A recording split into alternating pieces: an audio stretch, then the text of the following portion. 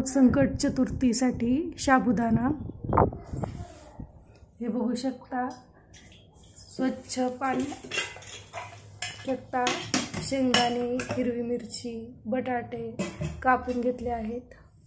हा साबुदाणा भिजून घेतला आहे। चांगल्या प्रकारे साबुदाणा भिजला आहे। अगोदर शेंगदाणे तळून घ्यायचे, जेणेकरून ते पुन्हा नम पडणार नाहीत। जर करत्या शाबूमध्ये टाकले तर नम पडतात।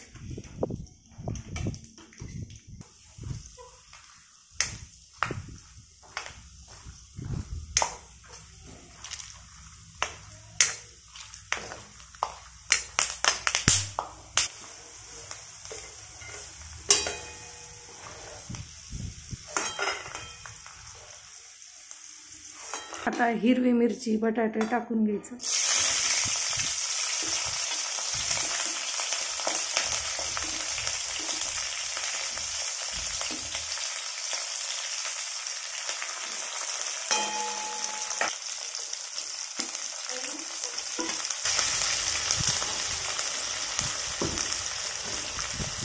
थोडं मीठ टाकून घ्यायचं, लवकर बटाटे होईल।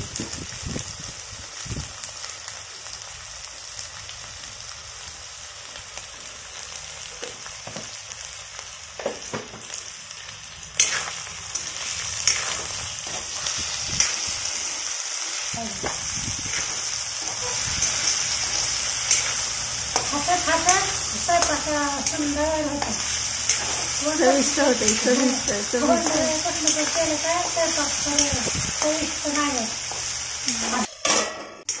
चांगल्या प्रकारे वाफरलेला आहे। मिरचीचं वाफरलेले आता आपण भिजलेला साबुदाणा त्यात टाकून घ्यायचं। टाकायचं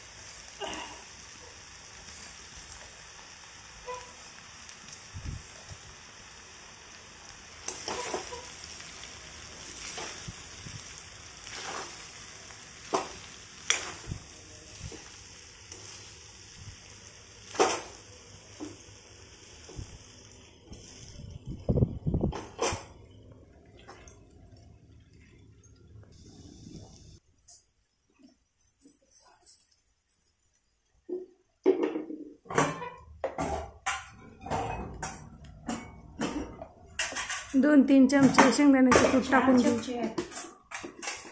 चमचा लपवायचा काय, 4 चमचे कूट टाकून घ्यायचं।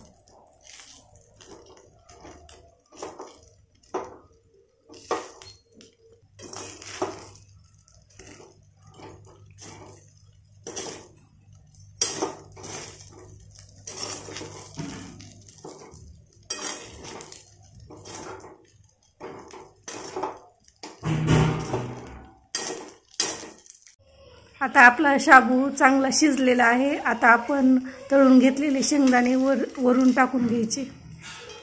तयार आहे आपला शाबू।